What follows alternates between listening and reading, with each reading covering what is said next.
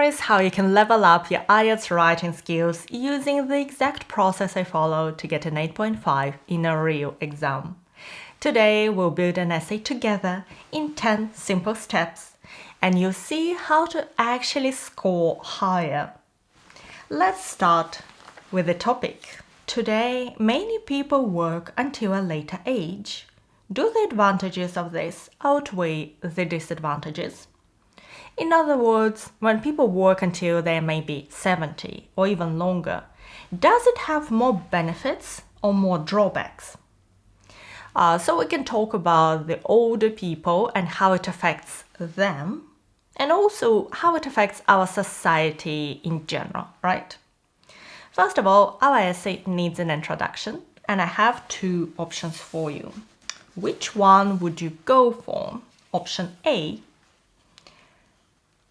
In today's fast-changing world, people live longer lives and societies are constantly evolving. Work, health and lifestyle have all changed over the years, including the age at which people retire. Now, option B. In many parts of the world, people continue to work well beyond the traditional retirement age. Take a moment. Which one sounds like a stronger way to start an IELTS essay?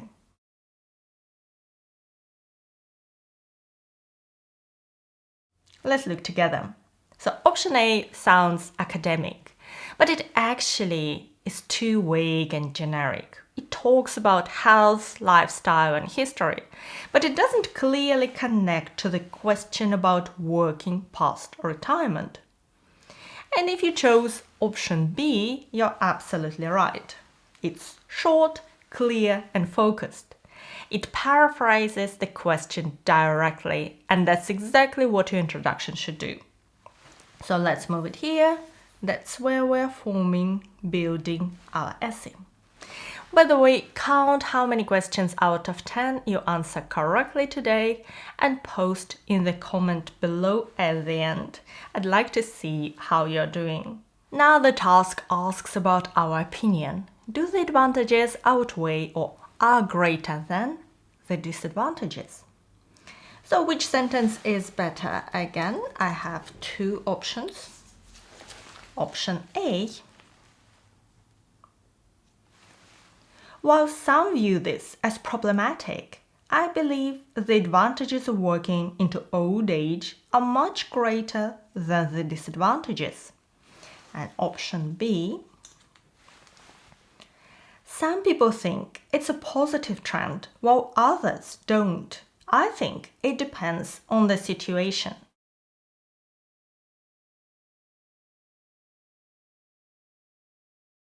What do you think? So option A clearly states the writer's view. The advantages are greater than the disadvantages. Is it good? Actually, it's essential for IELTS. Your essay is really much clearer for the examiner if they see your opinion in the introduction and then again in the conclusion. Option B is too vague. It depends, doesn't really count as a position. So it leaves the examiner guessing, and that will cost you marks in task response. So this is our second sentence in the introduction, and our introduction is ready. Okay, we've decided to argue that the advantages are way stronger. How are you gonna structure your essay? So we have two options. Let me show you both. Both have 4 paragraphs. And the only difference is what we write about in the body paragraphs. Option A concentrates on the advantages only for older people and for society. Option B offers 1 paragraph about the advantages and 1 about the disadvantages. Although we've agreed the advantages are stronger. So which one are you going with?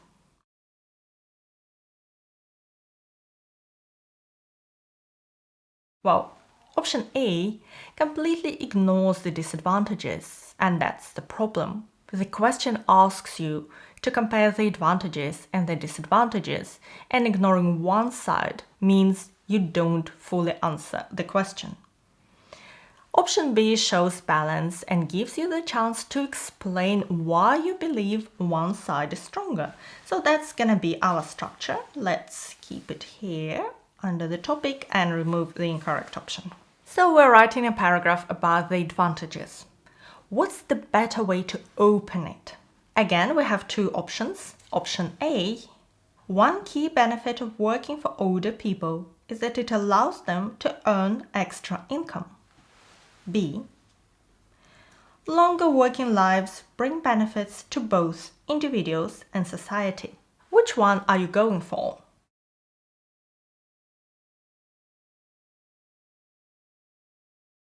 So one of the requirements that examiners use is that each body paragraph has one central topic, one main topic. And in our case, that's the advantages. And the first sentence should tell the examiner what this paragraph is about.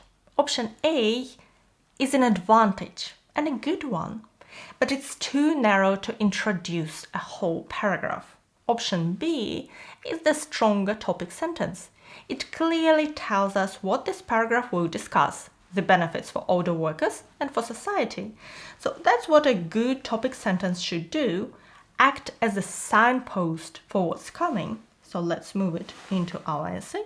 And option A is not the ideal way to open the paragraph. Now we know the topic sentence. What idea would you use in this paragraph? This time, I actually have three options.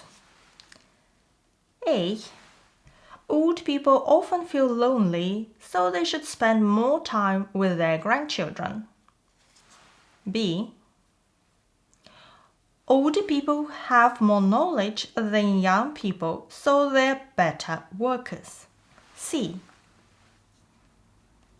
older people tend to stay more active while they work, which is good for their health. What do you reckon?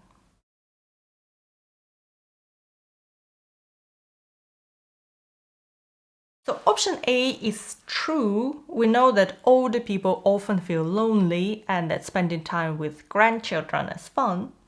But is it an advantage of working for longer? No. So it's irrelevant. Option B is a sweeping generalization or complete generalization, saying that all older workers are better workers is too strong, and it's not true. And option C is the best idea. It's realistic, it's relevant to the topic, it clearly explains the benefits of working for longer. And in the essay, we could develop this idea a bit more clearly and write this. For workers themselves, the most obvious advantages are staying physically and mentally active, which may contribute to better health and a longer life. Now, I'd like to add another advantage. Which one should I add? A. Besides that, the knowledge, skills and experience they have accumulated can be shared with younger colleagues. B. Furthermore, older individuals possess valuable experiential knowledge that can be imparted to junior workforce members. What do you think?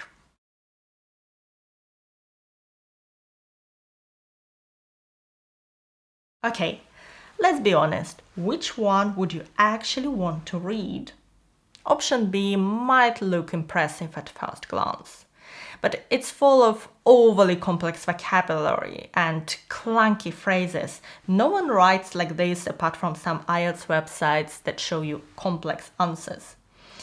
It took our whole team a while to come up with this one.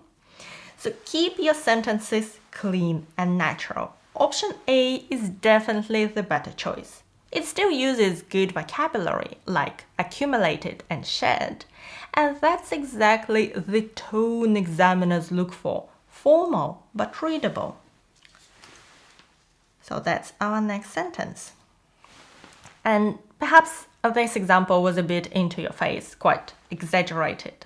So let's go more subtle, and then I have a really interesting example for you.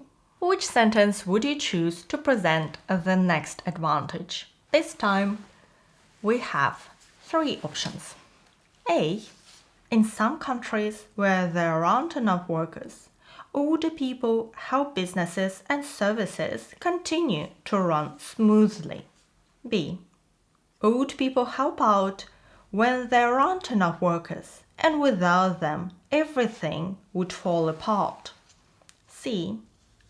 For society, especially in countries facing labor shortages, older employees help keep productivity levels steady across different industries.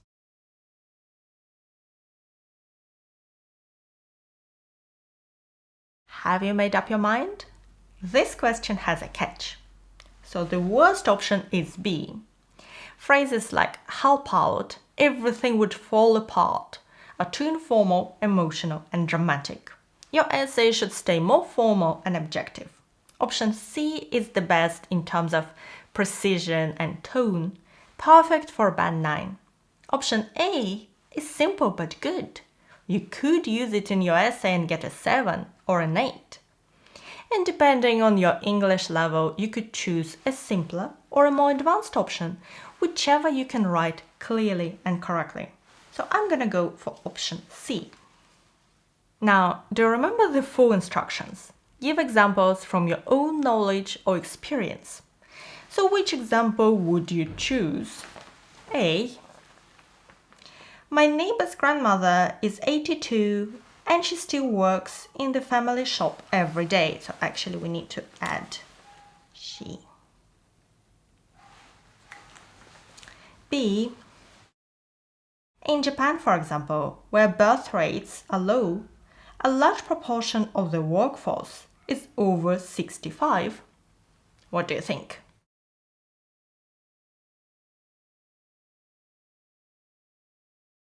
Option A is too personal. It doesn't represent a trend or a fact. Option B gives a real example connected to a wider issue. We know about the problem of aging population in Japan. It's more academic and relevant. That's what we're going to use. And if you think about a personal example like the first one, try to turn it into a broader argument like this. In my country, older family members often continue working in family businesses well into their 70s or 80s, helping support the household income. So we could definitely use this example in our essay. Now, have a look at the paragraph we've built so far. Would you finish here and move on to the disadvantages?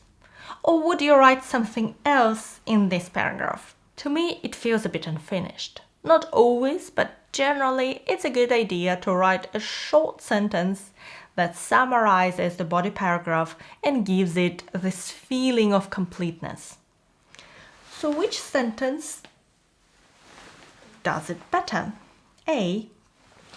These points highlight the valuable role older adults can play in today's economy while also supporting their own well-being.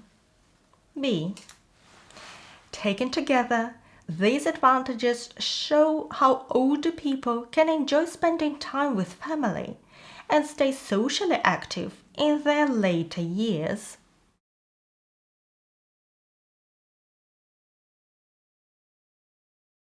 Which one? So option A is a good summary. It mentions there are benefits for society and for older workers in terms of their well-being. That's our ideas.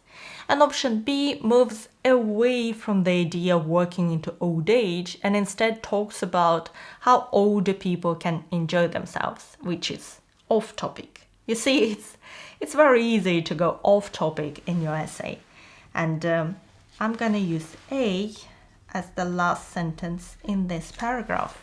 Now, we're not going to look into the body paragraph about the disadvantages.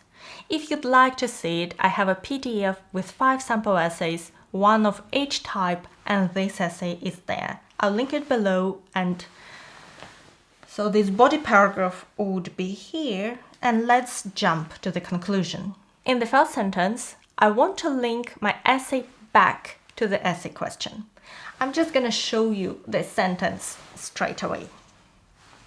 In conclusion, people are living longer and increasing numbers remain employed well beyond retirement age. Now, how would you finish the essay? 2 options. A. I believe that older people should be encouraged to work longer as it brings clear benefits both for them and for society. B. Although there are some drawbacks, I believe the benefits of working later in life are greater, both for individuals and for society.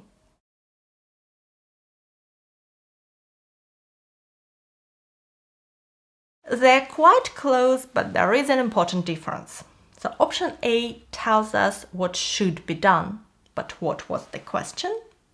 Do the advantages outweigh the disadvantages? Does it answer it? No. Option B does. Option B summarizes our position, acknowledges the other side, there are some drawbacks, and reflects the essay structure by mentioning the benefits for individuals and society, our main ideas in the body paragraph. It's clean, balanced, and wraps everything smoothly. That's our last sentence.